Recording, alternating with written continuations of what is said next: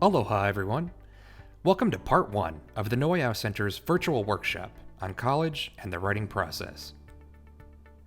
This segment begins by describing some of the differences between writing in high school and college. We explain that there are two key resources to crafting successful academic papers: your professor and your writing game plan.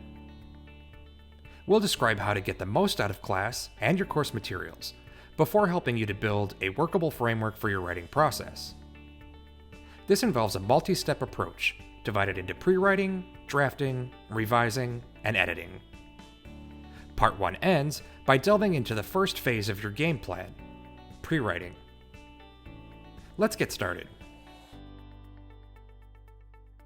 If you're watching Part 1 for course credit, you'll also have to complete a brief quiz located just below the video player. Let's do our first quiz questions now. Pause the video here to answer questions 1 and 2. Hit play when you're ready to resume. Welcome to the big league of writing. Writing in college may be different than what you did in high school. You may be asked to write longer papers than you have in the past. Typical college papers can range anywhere from 4 pages to 20 or more. The expectations may also be more demanding than you're used to. For example, you might be asked to submit multiple drafts of your work and make significant revisions to those drafts. Your papers might also require you to conduct a more in-depth analysis than your high school papers. Rather than writing about very broad topics, you may be asked to refine your focus to a narrower sub-issue. You might then spend the entire semester conducting comprehensive research relating to that more specific matter. This allows you to develop a more robust and complex understanding of the topic. This may sound intimidating, but don't be scared. The process is meant to help you strengthen your overall writing skills, improve your ability to critically analyze assignment prompts, and develop transferable job skills. Think about it. There aren't many jobs out there that don't require employees to prepare reports, conduct research, or draft documents that are shared with colleagues or clients or used for marketing purposes. It's important to build your confidence in your writing ability now before you enter your first job out of college. Writing may be more challenging in college, so you'll want to be aware of your resources and have an understanding of what to expect. We'll talk about a few components that are helpful to keep in mind: your professor and your game plan. Your professor is a very important resource. When engaging with your professors, here are some tips to keep in mind. There's a lot of information to absorb in all of your different classes, so you should be taking notes in every course. It's too hard to retain everything immediately after hearing it, so your notes help to provide a memory aid. It's also helpful to go beyond sheer memorization. Try to focus on developing a deep understanding of the material. Can you connect the information to something else? Is there a real-world scenario that can help you to understand the concept? If you're still confused or unsure, don't be afraid to ask questions. We're often afraid that others will think we're dumb if we ask a question, but chances are good that many of your classmates also have the same question. They just might be too afraid to ask. Another great resource is professors' office hours. Almost all professors set aside hours during the week to meet with students outside of class. These hours are usually listed in the syllabus. If you can't make it in person, be sure to ask if your professor is open to phone meetings or virtual sessions through teleconferencing. If you're the kind of person who gets anxious about asking questions in front of the whole class, office hours can provide a nice alternative. If you're apprehensive about meeting with your professor one-on-one, another option is to attend office hours with a classmate. Now let's talk about what your professor expects to see in your college writing. For most writing assignments, your instructor will, at the very least, have 3 expectations. First is a thesis statement. There are different ways to approach thesis statements depending on the tone of your assignment and the subject matter you're studying, but a good starting point is to be crystal clear about a position or hypothesis you have about a particular topic. This lays the groundwork for how you structure the rest of your paper, so it's a critical piece of the puzzle. Professors also want to see synthesis between your independent research and the materials taught in class. They want to see evidence that you're keeping up with the readings, listening during lectures, and figuring out how those teachings tie into the broader subject.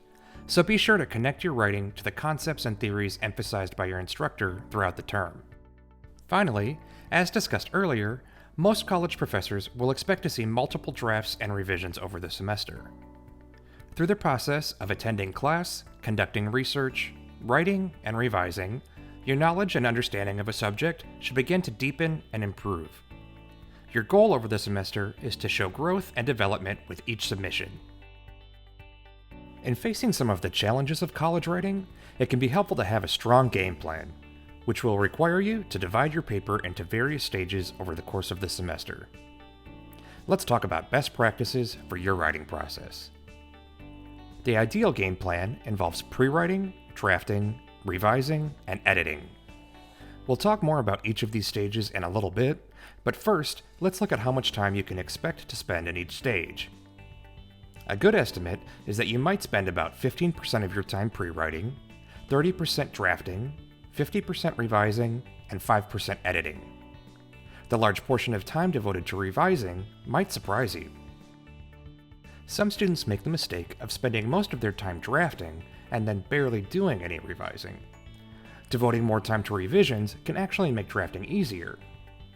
If you know you'll spend a lot of time changing things later, this can free you to write a messier draft to simply get something, anything, down on the paper to get started. In addition, if you've ever written something that was very important to you, whether a personal statement, a scholarship application, a song, eulogy, or love letter, you probably spent a lot of time revising.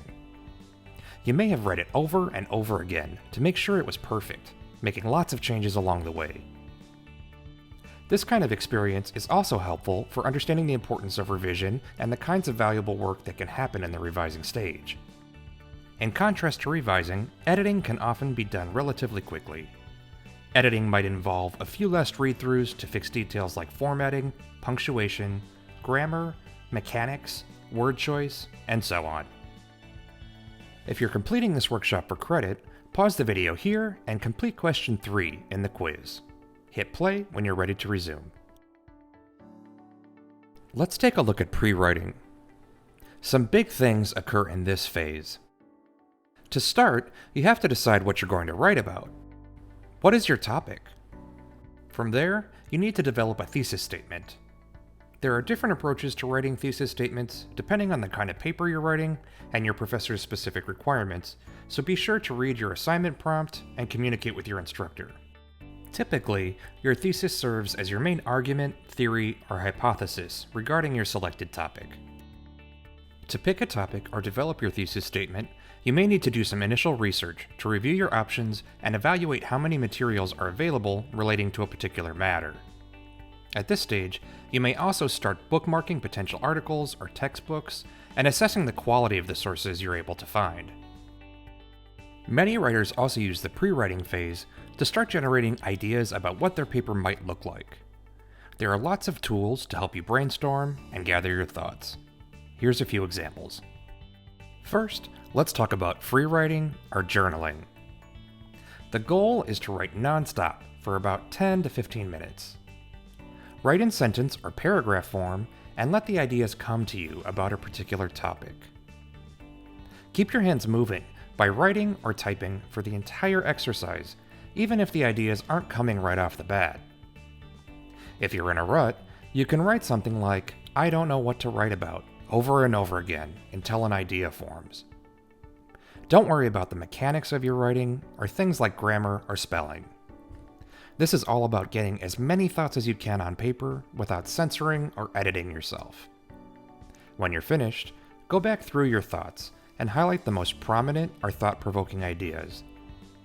If your first attempt yields lots of ideas or thoughts, try to group them by theme. Is there a theme that occurs more frequently? Maybe that should be your topic. If not, you may have to do new iterations for each theme until you're able to refine your focus. Next, let's discuss listing. Listing is similar to free writing. We want to create a list of broad ideas and associations in about 5 to 10 minutes. The main difference is that you'll want to jot down terms or phrases rather than sentences. We've provided you with an example on the right of a listing exercise related to Tesla cars. Don't bother worrying about whether the words or phrases on your list are good. You can evaluate them after you've completed the exercise. The goal is to help yourself narrow your focus from a very broad topic down to a more manageable scope. What I would do is pick an idea from the list on the right and hone my focus in on that particular sub-issue. Just like free writing, you might have to do a few iterations of this exercise to appropriately narrow your focus. Up next is outlining. You're probably familiar with this one from high school. Think of it as a roadmap for your paper. It's an exercise in organizing your thoughts, and it can be very effective in laying the framework for the drafting process. Start with your thesis statement and strategize ways in which you can support it. What are the logical steps needed along the way? Outlines can be as simple as a list of ideas during the pre-writing phase, or you can develop a more intricate paper skeleton. If you prefer the more detailed version, you can get a head start on the drafting process by plugging in topic sentences into your framework. Now let's talk about mind mapping. This is a diagramming exercise that can be helpful if you're struggling to figure out how ideas and concepts fit together. Start with your paper topic in the center. Sprout off ideas and relationships between ideas. You'll end up developing a web or cluster that helps you visualize possible directions for your paper. You can draw them by hand or use an app like MindNode, MindMeister, or LucidChart. Finally, there are Venn diagrams. This is another popular visual organization process. These diagrams are good for comparing and contrasting concepts. Start by drawing overlapping circles for each concept or topic, and start filling in similarities and differences. This can give you a better idea of how to structure various talking points within your paper. Alright everyone, you've made it to the end of part 1. Congratulations! Just 2 quiz questions left and you're done with this segment. If you're participating, pause the video here and tell us about your pre-writing strategies.